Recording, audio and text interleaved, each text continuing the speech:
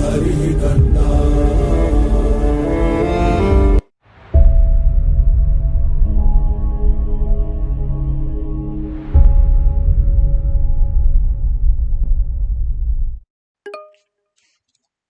Now let's look into indexing, slicing, and iterating on ndarray. So we'll begin with one-dimensional arrays. So one-dimensional arrays can be indexed, sliced, and iterated over, much like lists and other Python sequences. Let's get into our notebook editor and let's do some exercises on one-dimensional arrays. So indexing, slicing, and iterating. So first one dimensional.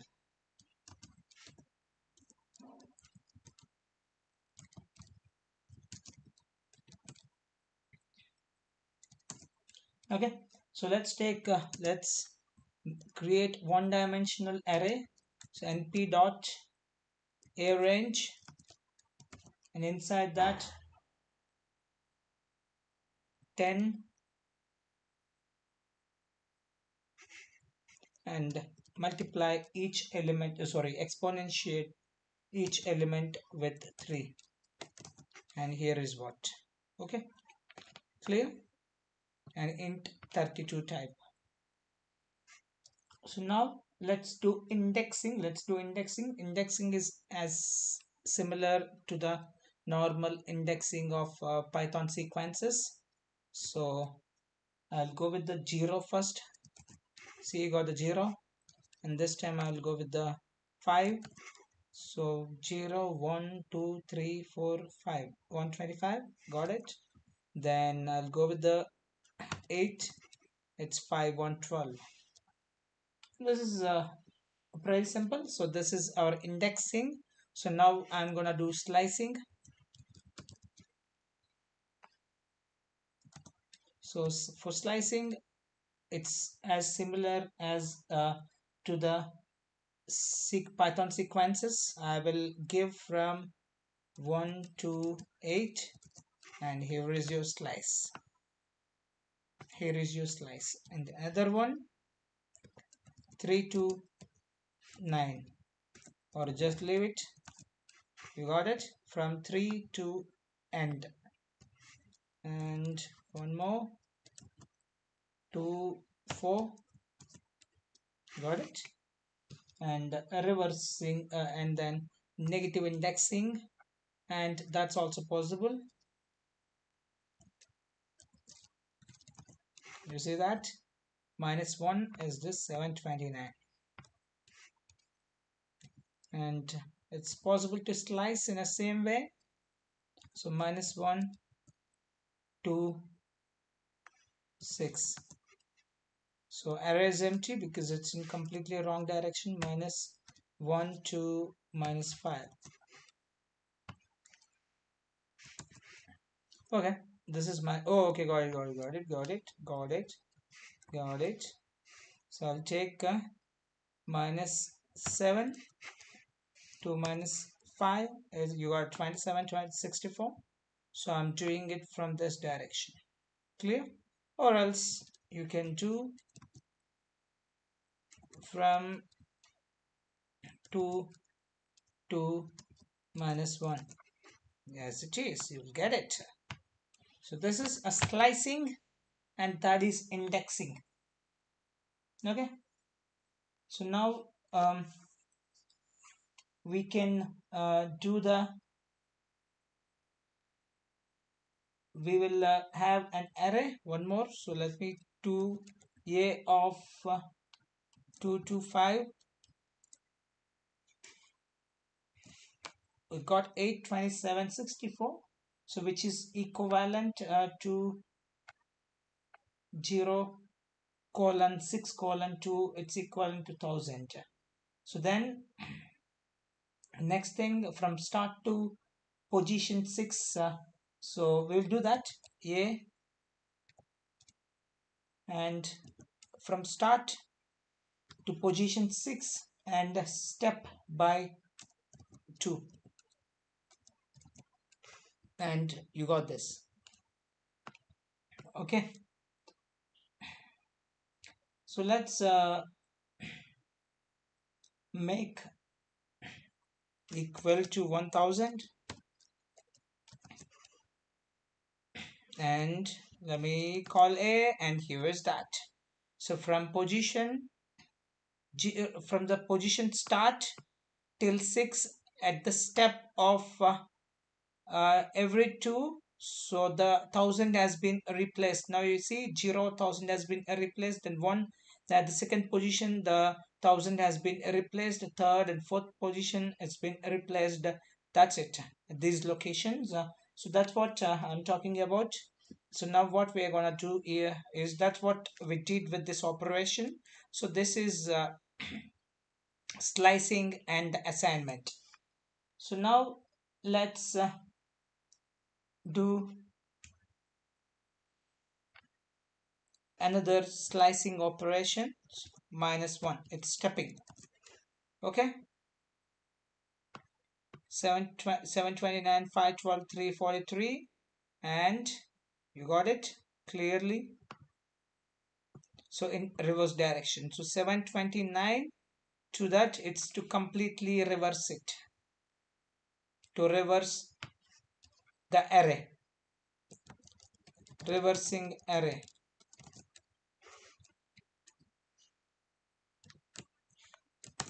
Okay, so now a colon colon -1, the array has been reversed. So now if we call, it's as it is. So it's not whatever we are doing, these are not in place operations. These are not in place operations. Okay, so then we will use a for loop. We can use for loop also for the same.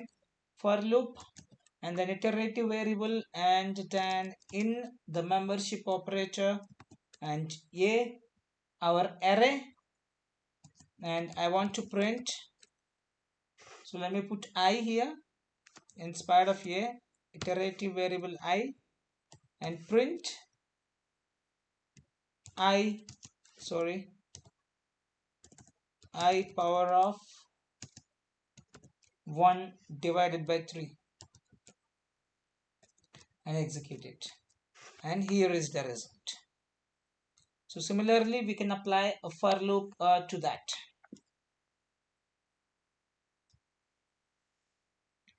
And the second one that we have here is a multi-dimensional array. For the multi-dimensional arrays can have one index per axis. So these indices are given in a tuple separated by commas.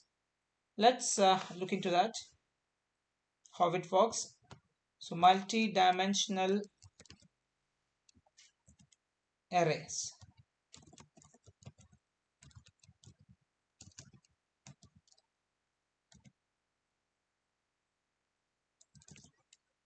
Okay, so let me define a function, define f of x comma y,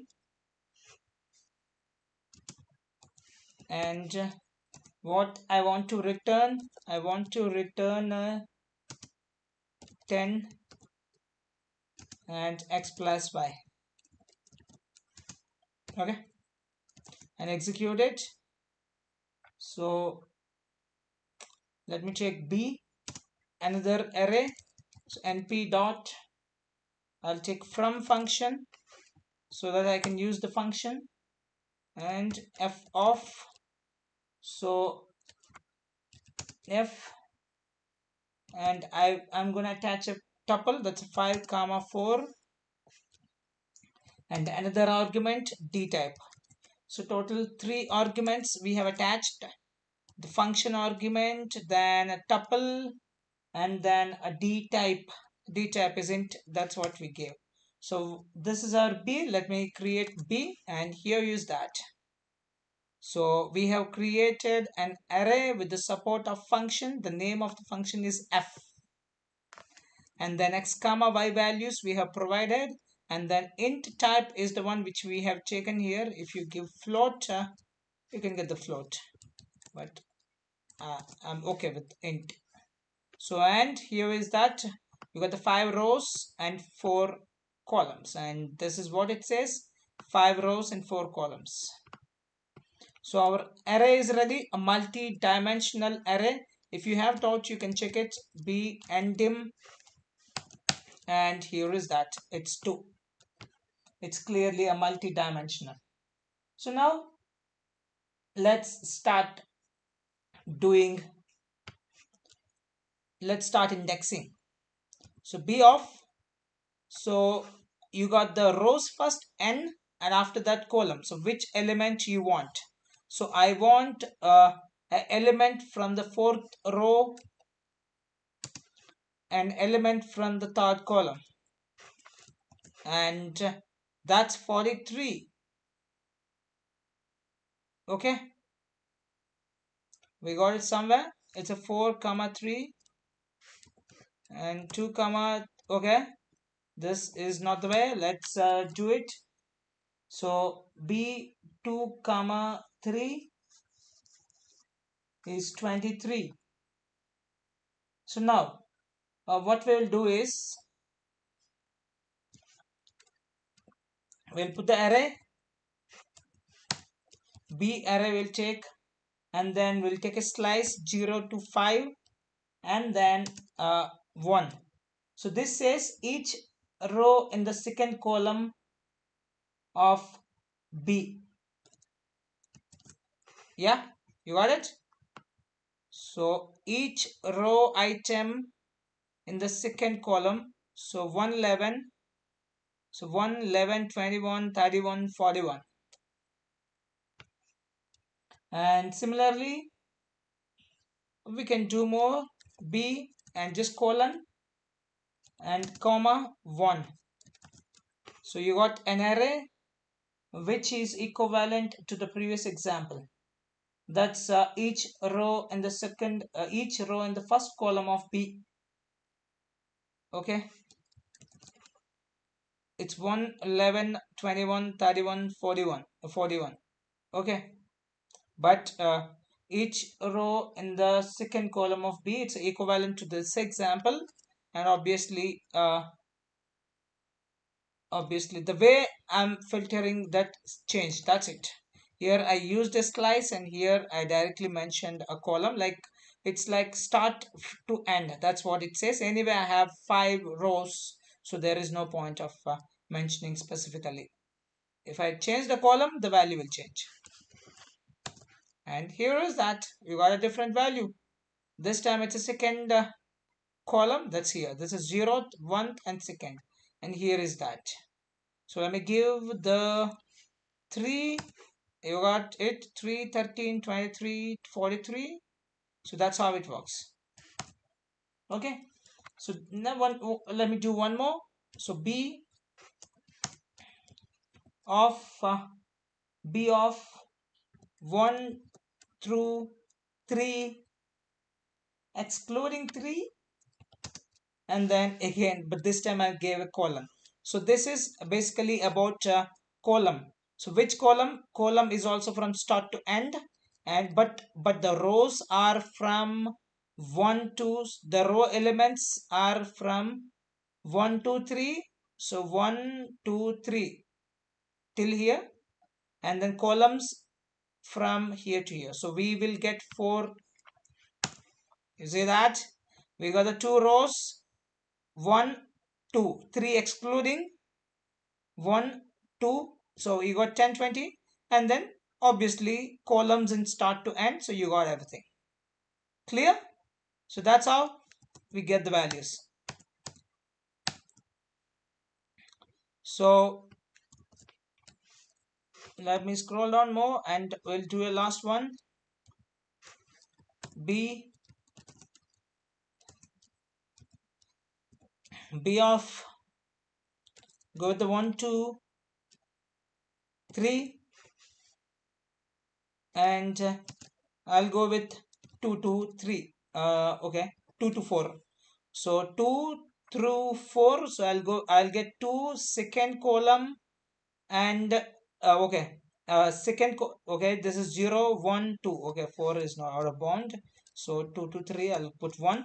So I want 1 2 excluding 3, and here I want 1 2. Let's execute it and see. Here is the magic. So 11 12 21 22, that's how it works. And b of 1 comma 3, 1 first row and third column. Clear?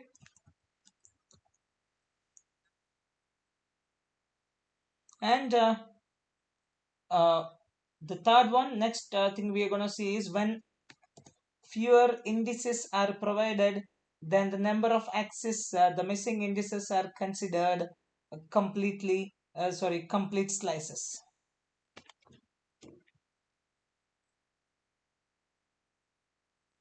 So let's look into that. So let's take one more example. So b of -1, just -1. So the last row, which is equivalent to, so when you say b of -1, you'll get the last row, 41 42 40, 43. So this is last row. Another way of getting the same is use -1. That's the first item in the list, and the second one is simply put colon, and you'll get the same result. Array 40 41 42 43. Okay. So this expression within brackets in b of I is treated as an I followed by as many instances of colon as needed to represent the remaining axis. So NumPy also allows you to write this using dots as b of I comma dot dot dot. So here in this case, the dots represent as many colons as needed to produce a complete indexing tuple. For example, if x is an array with 5 axes, then how will we do it? So that's the reason we will be using this a dot a dot a dot. If it is a 2-dimensional, somehow it can be managed, but as you go for the 5 dimensions, it's very difficult to handle those things. In that case, we will use this. So now let's take one 3D array and we will understand better.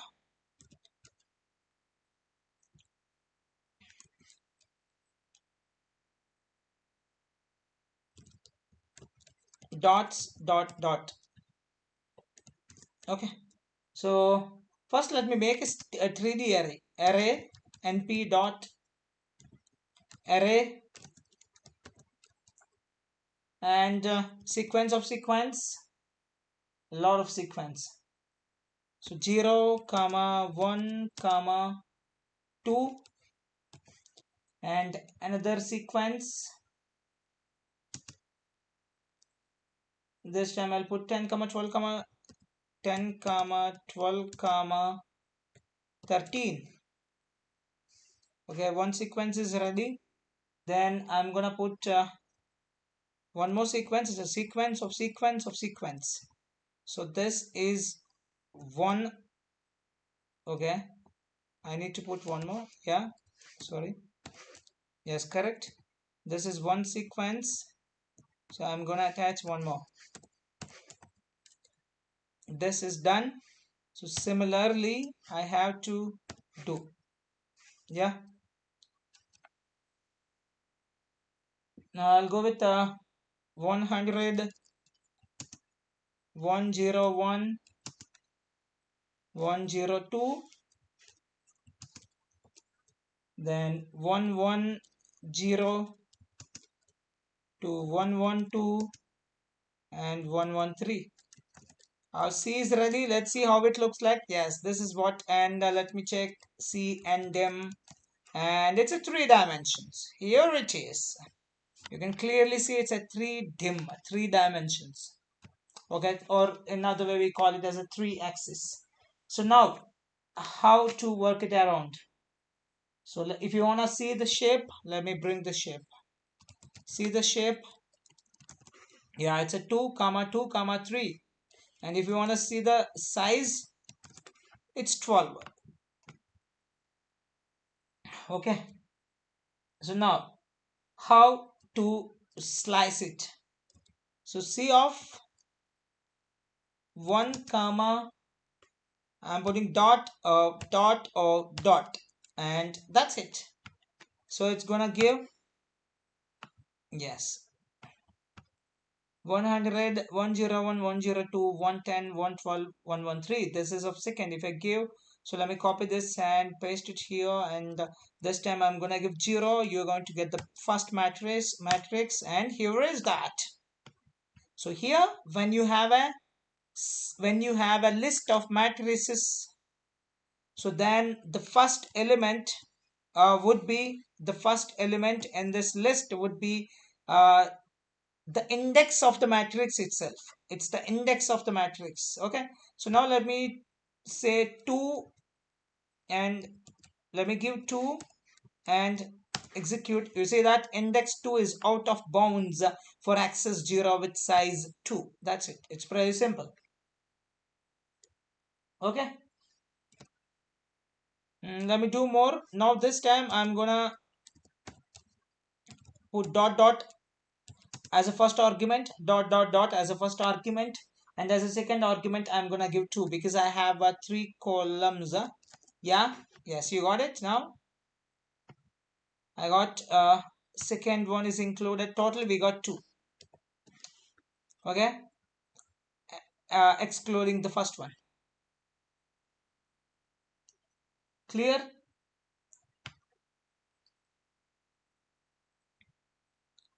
So now we will see the iteration. We've seen the indexing, slicing. Now we will be looking to iteration.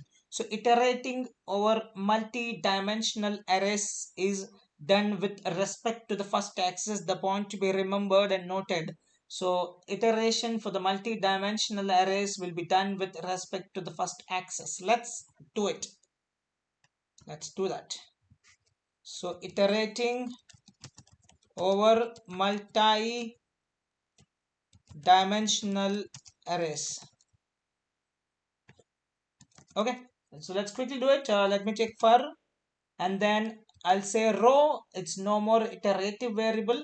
So here, in spite of saying I, it would be better to say row because here we'll be doing the row iteration. So and then in B, so B is the array, and I want to print a row. That's it. Pretty simple. And here you see all the rows. All the rows. Clear? That's how we iterate through. So however, if somebody wants to perform an operation on each element in the array, one can use the flat attribute, which is an iterator over all the elements of the array. So that's what we are going to do in this next example. So we want to iterate over all the elements of array. Okay, so I'm gonna say for, and this time I'm gonna write element. My iterative variable is element, and then in membership operator, and I'm gonna use the array, and I will use an attribute called flat, and here is that, and colon, and below as usual I want to print this time it's element. That's what the iterative variable I used, and here is the each and every element we have iterated through. Just go through it. You can find out all the elements in it. So that's it in indexing, slicing, and iterating of ND array.